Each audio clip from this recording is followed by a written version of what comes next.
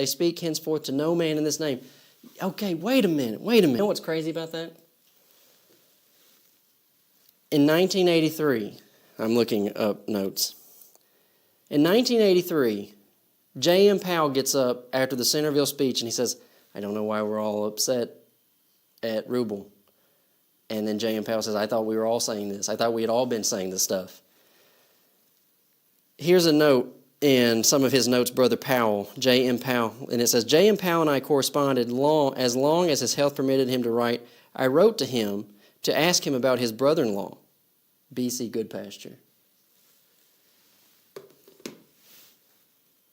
A man of reputation, J.M. Powell, stands up. He's the brother-in-law to B.C. Goodpasture, and not even the brother-in-law of B.C. Goodpasture can avoid being blackballed. It takes guts to be Peter and John in Acts 3 and Acts 4. It takes guts to be Gamaliel and be the man of reputation and throw it on the ground and say, hey, if these guys are doing the Lord's work, you're going to be fighting against God. I have to have a moment for these Jewish leaders. Are these bad guys or are they just scared? When they saw the boldness of Peter and John, they perceived that they were unlearned, ignorant men. They marveled, and they took knowledge of them that they had been with Jesus, and beholding the man which healed standing with them, they said nothing against it. But when they had commanded them to go outside of the council, they conferred among themselves, saying, what shall we do with these men? For they indeed have done a notable miracle has been done among them, and is manifest to all them that dwell in Jerusalem. We cannot deny it. But that it spread no further among the people, let us straitly threaten them, that they speak henceforth to no man in this name. Okay, wait a minute. How many times have you heard somebody say, look, we have something really good to offer to the people? And someone says, if it ain't broke, don't fix it. That it doesn't go any further. They could have been saying to themselves, hey, we have a divine institution. God gave us the law of Moses, and things are going very well. Are we occupied? Are we occupied by Rome? Sure, we're occupied by Rome. If these people keep making such a ruckus, Roman soldiers are going to come down here and tighten up on us. If they're right, the people will kill us. You have heard it been said, eye for eye, tooth for tooth. If the people start agreeing that we killed Jesus of Nazareth, they are going to kill us. Acts 5, 26 and 28. Then went the captain with the officers and brought them without violence, for they feared the people. Boy, they're handling it in the public. They handled them delicately. Y'all come on in here. Come on in here now and get yourself something to drink. The high priest wants to talk to you. Then you start getting beat up when you get on the inside because they fear the people, lest they should be stoned. Why? If they find us guilty, they're going to stone us.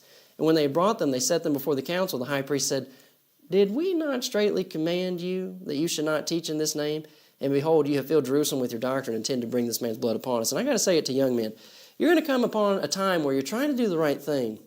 And some school director or an elder or someone who's the president of a ministry, they're going to bring you in their office and they're going to say to you, I thought I told you to not be doing that.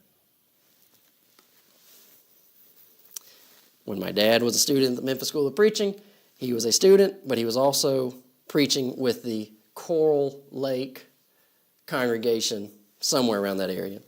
And someone had been introducing to the congregation James Bell's doctrine on marriage, divorce, and remarriage. And Curtis Cates had told my dad, Johnny, leave it alone. And while it was still getting spread in the local congregation, my dad answered it. And then a little bit later, Curtis Cates brought him in the office and said, I thought I told you to leave that alone. And I do have to say this for young men too. You let these guys push you around at the front end, they're going to keep pushing you around. What you're going to have to do is you're going to have to defend yourself on the front end. And you are going to have to defend yourself against ministry presidents, school directors, and I'm saying the elders too. It's so, hey, these are my elders. Yeah, and them same elders about to fire you and have your wife pack up and move. And you're going to do it 2 years later. Hey, there are good elders out there. I'm not saying that, but I'm saying let's not lose our heads here. You're going to have to defend yourself out of the gate, and if you let them rough you up at the beginning, they're going to keep roughing you up. And my dad told Curtis Cates, you do not get to extend yourself into a local congregation and take over their autonomy. Curtis Cates can do what he wants in his school. What he doesn't get to do is tell a grown man how he's going to work in a local congregation. But that's exactly how these politicians do. You heard Steve Wolfgang. Steve Wolfgang said B.C. Goodpasture would blackball you. He'd cancel your meetings. He's ostracized you from the brotherhood. J.M. Powell is B.C. Goodpasture's brother-in-law, and somehow he got blackballed and had his meetings canceled. These people are out for power, and they get their money from the local congregations that siphon into their institution. And they're going to grease those wheels until those congregations die and their money dries up. And this is where someone says, Caleb, I don't like when you get to talking about that. And here's where I say, I don't care what you like, because I'm talking to young guys out there who are going to get fired when they try to do something. And they got a little boy, just like I got a little boy. And they're going to pack up, and they're going to take that little boy to somewhere else, and it's going to happen all over again, and you say you don't like when I talk like this. It is in the Bible. These people are out for money. They are out for power, and a lot of them are driven by fear. And anxiety is in their genes. It's fear. Do you know what the elders are afraid of? The elders are afraid of a young man who comes in and shows the congregation how stupid they are. I'm not trying to be ugly, but it is what it is. You got women in the congregation referring to a grown man. You have women in the congregation referring to a grown man as our little preacher. I ain't your little preacher. And these young guys out who are in their 30s and they're doing their study and they're doing evangelistic work, he ain't your little preacher. It's a full-grown man. He's a servant of the Lord. And what that little preacher does is he comes in and he does a good job. And everybody starts realizing, boy, he does a good job. And these elders don't know nothing. And they get fired. And I got people telling me they don't like the way I talk. I don't know anybody else who talks this way. I don't know anybody else who is taken up for the young guys like I do. This isn't self-promotion. This is honesty. These young guys who are angry at me because I talk about the alma mater they went to, I am trying to protect your rights as an evangelist while these guys choke you to death. These guys, whose guys? Freed Hardeman guys, Memphis School of Preaching guys. All it is, y'all, don't you know that all these men are gunning for the same jobs in the schools? There's a limited amount of jobs, and everybody wants to get the better job. Oh, the Lord has presented us with a better opportunity over here. You're talking about at a larger congregation that can give you more money? It's funny how it's always working that way. And you go over there and you get fired.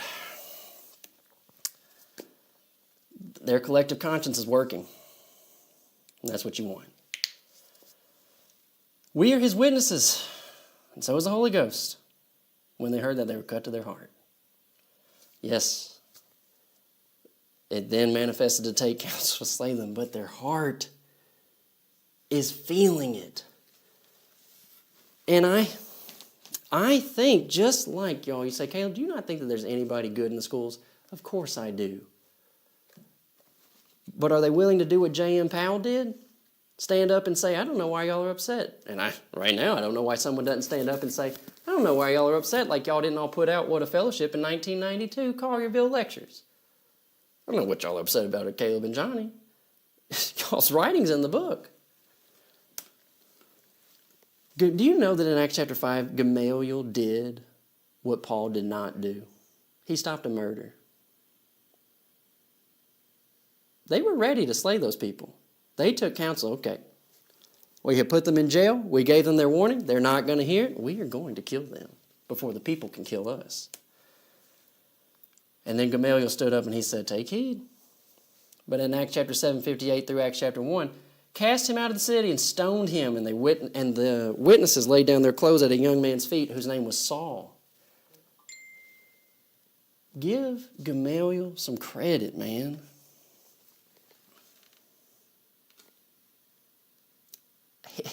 That one man, and here's the thing, I've got young guys, they're my age, we're young guys. I have a friend who was talking to my dad and me, and at some point that young guy said, who am I? What can I do about it? Do you know even people like Gamaliel could say that? Even doctors of the law and Pharisees and people of reputation can say, who am I? I'm just one man. Hey, give that one man some credit. And here's another moment. They did not go away and have a gripe session.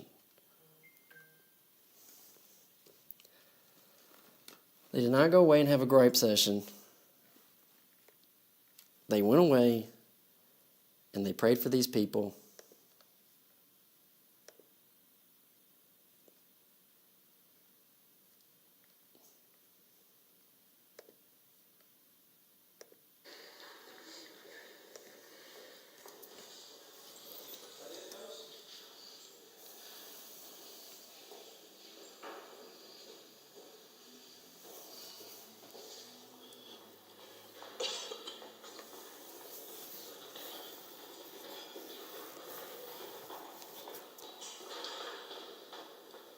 guys?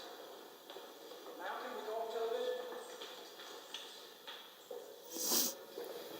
And basically, refuses to speak, accept the program. I thought we were all preachers and all in Bibles, and it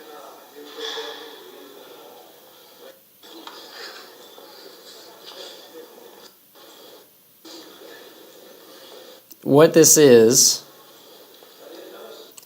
these are the Baptist preachers of Danville that were trying to have Micah, my brother Micah, put in jail for at least 2 years. They wanted at least a 2-year prosecution, sentencing. We like to go to sentencing. We want to look at least 2 years. My brother didn't hit anybody. My brother didn't steal anything. It wasn't any type of assault. These Baptists in Danville wanted to put my brother, who at the time was probably 21, and he had no prior offenses. This was a first-time offender in the courtroom. And they wanted to put Micah in jail for 2 years because he came to a Baptist church at a publicly advertised question and answer. I cannot hate these people. Okay?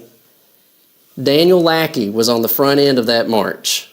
Daniel Lackey, he's the pastor of Faith Memorial Baptist Church where I was 14 years old and they stole my camera out of my hands. Now that I'm 31, I cannot imagine taking something out of a 14-year-old's hands. Y'all want to see me wrestle with a 14-year-old? I can't hate those people, but I will tell you this, these folks are afraid.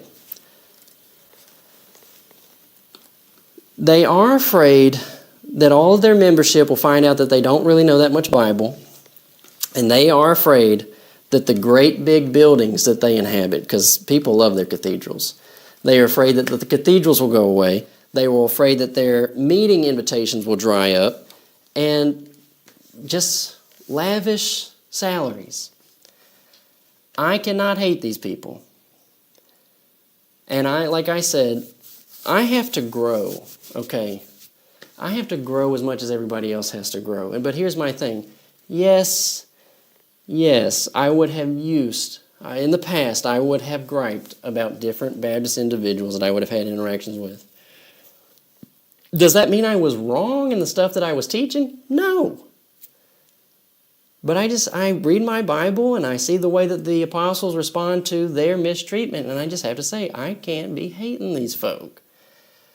The disciples didn't go away griping. They just offered up more salvation. To him they agreed, and when they had called the apostles, they beat them and they said, don't talk about Jesus anymore. And they departed from the presence of the council, rejoicing that they were counted worthy to suffer shame for his name. And daily in the temple and in every house they ceased not to teach and preach Jesus the Christ. And that was salvation that was still offered up to all the priests. And a great number of the priests are going to take it in Acts chapter 6. Here's how I conclude today. If the apostles are in there offering salvation to the priests who killed Jesus, and they're offering salvation to the priests who just beat him up and put him in jail and then threatened him some more, do you honestly think that the 12 apostles are still hating on Judas Iscariot? We're here to save anybody who will call on his name, Acts chapter 2, but we're also extending salvation out to the high priest and all of his relatives and the priests and the doctors of the law and the Pharisees and the Sadducees, all of them. We're giving it to everybody. We're not trying to withhold. And then someone turns around and says, but not Judas Iscariot. I would encourage you to look at Matthew 27. I would encourage you to read what Matthew 27 says and not get hung up on a cognate of a Greek word. Use those other passages. I mean, we're out here saying Luke 6:37, if you forgive people, you'll be forgiven. James 2:13 says that mercy rejoices in judgment, but those who give no mercy get no mercy. I am not in the business of withholding. I am in the business of extending. And you are too. 276-806-3641, calebgrobertson@gmail.com. Get on the informer list.